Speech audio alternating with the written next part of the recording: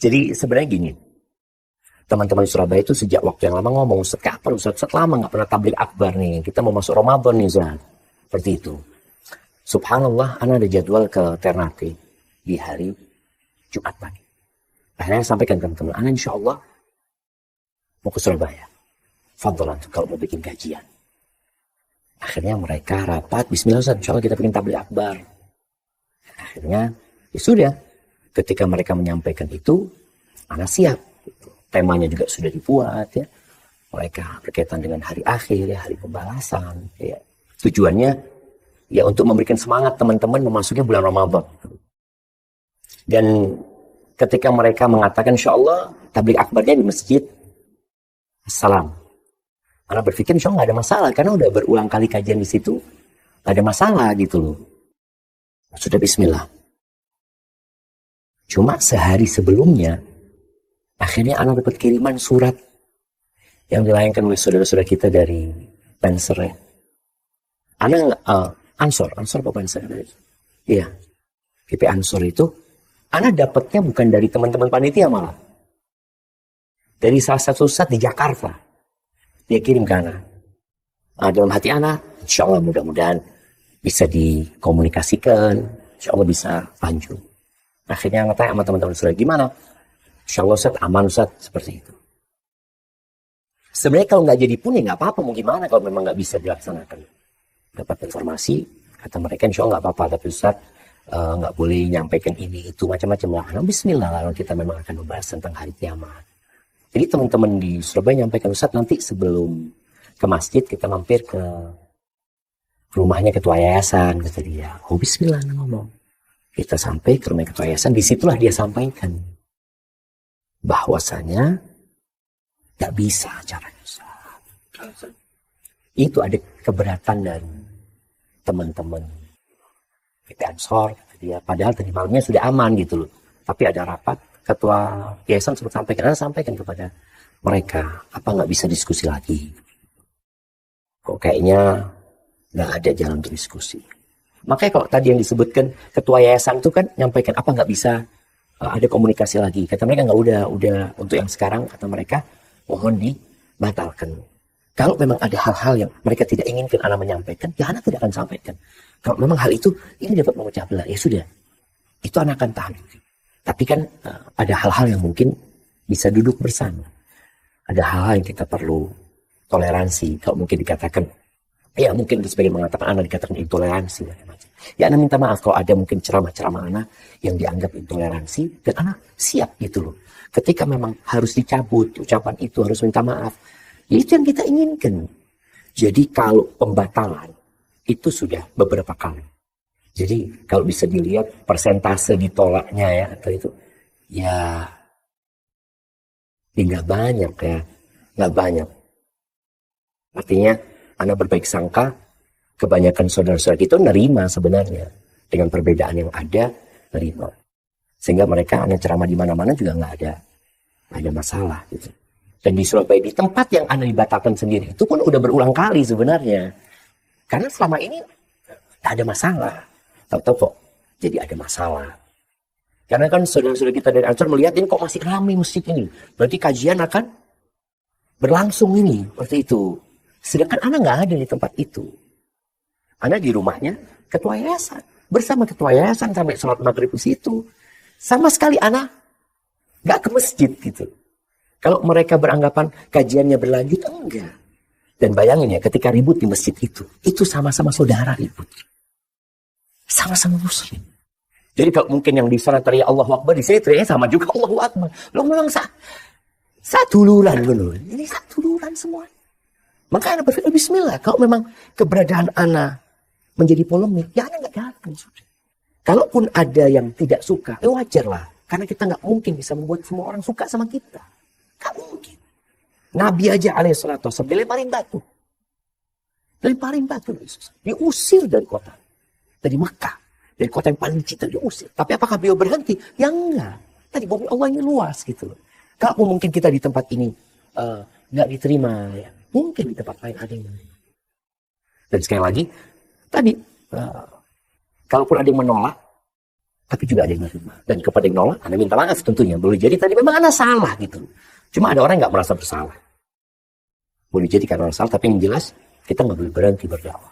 Dalam wawancara bersama tim Fakta, tangis Ustadz Syafiq pun pecah ketika menceritakan tanggapan dan juga kekhawatirannya. Ia menyayangkan kondisi umat Islam yang mudah terpecah belah. Anda sering sampaikan, umat Islam saat ini berada di titik yang sangat lemah sekali. Jumlah mereka banyak. 2 miliar juga. Saudara kita di Gaza, dibantai. Kita nggak bisa berbuat. Kita ribut dengan perkara-perkara yang seharusnya. Kalaupun ada perkara-perkara ilmiah yang harus didiskusikan, bisa didiskusikan. Sedangkan kita ketika ceramah, ya, ketika Anda menyampaikan ceramah, tujuannya mengajak orang kembali kepada agamanya. Apa tujuan lain? Gak ada sebenarnya. Dan harapan kita memang kita bareng-bareng nih. Bersama semua ormas yang ada, bersama semua yayasan yang ada, semua ustadz yang ada. Bagaimana mengajak umat itu kembali kepada agamanya. Tapi ketika memain ceramah nggak bisa. Sedangkan kita tujuan itu mengajak umat itu kembali kepada agama Allah.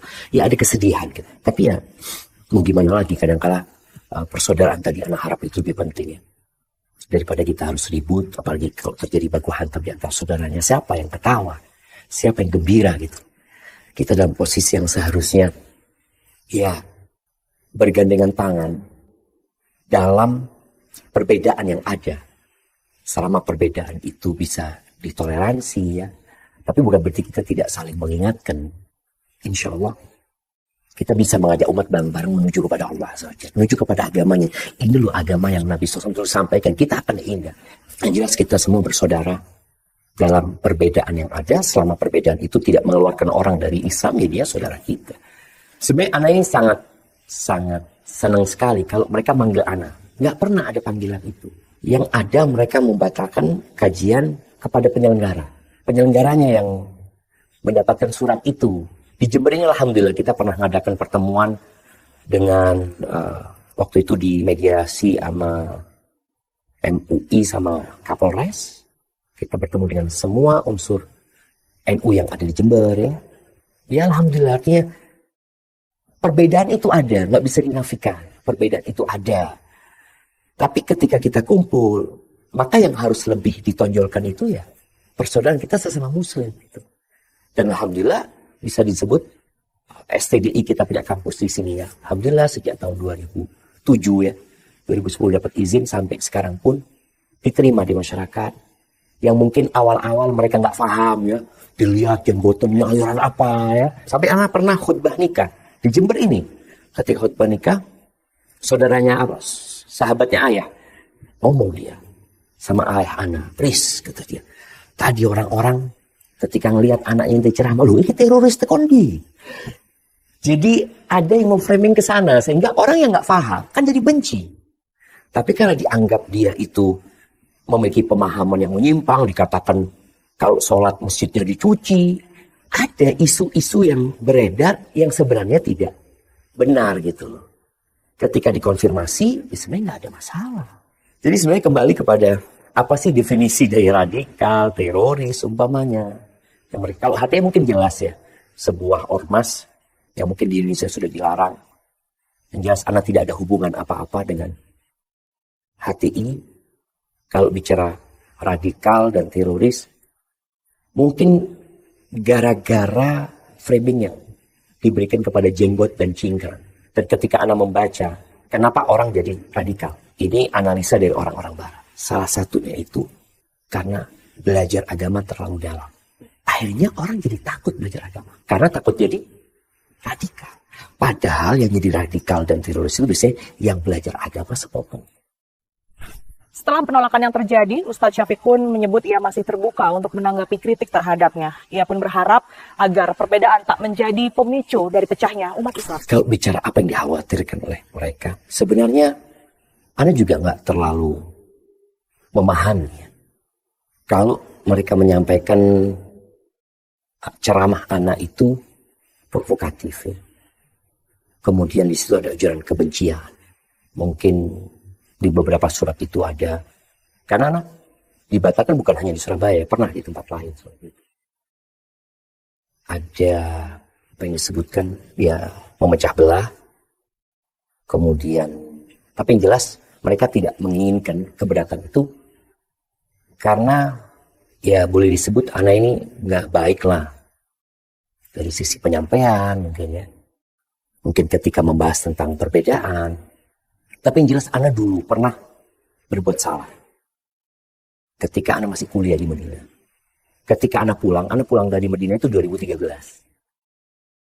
2013 anak mulai ceramah di mana-mana. Sempat ada penolakan di Malang waktu itu. Mereka nolak, akhirnya kita adakan rapat, anak hadir juga. Anak sampaikan, anak minta maaf. Artinya memang anak salah, anak sampaikan. Anak salah, anak minta maaf. Dan siapa sih yang tidak berbuat salah ya ketika kita salah ucap.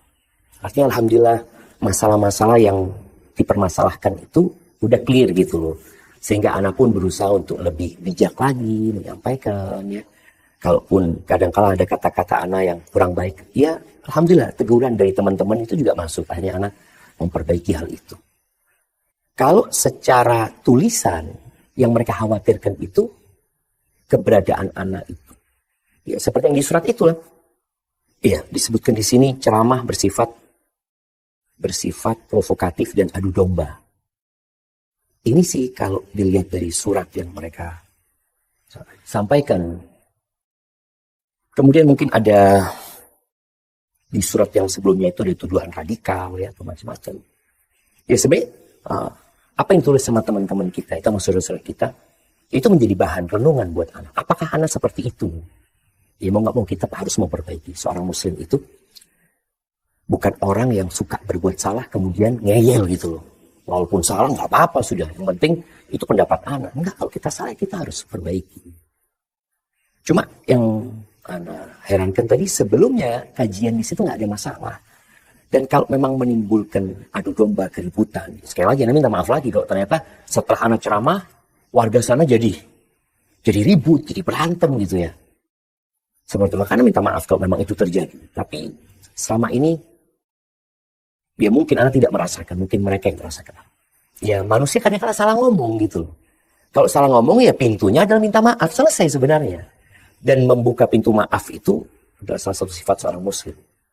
Maka harapannya, ya kita lebih dekat lagi. Dan kalau bisa disampaikan, anak hidup di Jember ya, anak hidup bermasyarakat di Jember, tetangga-tetangga kita ya dari teman-teman Nahdlatul Ulama ya, anak berjalan kumpul sama mereka, walaupun kita mungkin tidak mengikuti kegiatan-kegiatan yang mungkin nggak sepaham, tapi kita tetap saling menghargai, saling menghormati, karena ya, sesama muslim kita ini, dan boleh jadi mereka yang benar gitu loh. Maka kita kan terus belajar. Artinya ketika mereka memberikan masukan, ya kita pelajarin. Kalau kayaknya enggak, kayaknya buat anak tetap yang lebih kuat pendapat yang ini. Rasa itu yang seharusnya lebih diutamakan, dan itu sudah terjadi. Yang terjadi di Surabaya itu sebenarnya enggak terjadi di banyak tempat, enggak gitu loh. Allah itu mengatakan, Alladzi khalaqal mauta wal hayata. Dialah Allah yang menciptakan kematian dan kehidupan. Apa tujuannya? Liyabluwakum ayyukum ahsanu amala. Untuk menguji siapa di antara kalian yang paling baik amalannya. Dan di antara cara kita menjadi lebih baik itu adalah mendengarkan kritikan dari orang lain. Itu insya Allah kita akan jadi lebih baik. Tapi kalau kita nggak mau dikritik, ya kita merasa paling benar, ya kita nggak akan pernah jadi orang benar sebenarnya. Jadi sekotor apapun kita, ya kita yang harus membersihkan diri. Allah itu maha menerima taubat. Tapi manusia itu bakhil. Jadi bedanya manusia, ya manusia memang ya, sama Allah. Allah itu Tuhan, Allah itu pencipta. Kita berbuat salah sama Allah pagi ini, siang nanti ngulangin, besok kita ulangin. Bulan ini full dosa kita lakukan. Terus kita datang sama Allah, ya Allah aku minta maaf ya Allah. Apa kata Allah? Aku maafkan. Besok kita berbuat dosa lagi, kita, ya Allah aku minta maaf ya Allah. Aku maafkan. Kita ngulangin dosa lagi, kemudian kita, ya Allah aku minta maaf ya Allah. Kata Allah SWT, falyaf'al masya. Engkau berbuat apa saja silakan, asal engkau minta maaf sama aku. Minta ampun sama aku. Dan kalau memang suatu saat kalau mungkin ada yang menolak kehadiran anak, mohon anak dipanggil untuk dibina, untuk dikasih tahu. Kalau ternyata ada memang hal-hal yang harus anak perbaiki, anak akan perbaiki. Tapi kalau ternyata ada perkara-perkara yang memang ada ruang untuk beda pendapat, disinilah kita saling menghormati, saling menghargai. Jadi jangan sampai Islamnya ini rusak gara-gara masalah-masalah yang memang ada ruang untuk berbeda pendapat. Kalau sampai akhirnya memang nggak ketemu semua dengan pendapatnya masing-masing, ya sudah kita saling menghargai.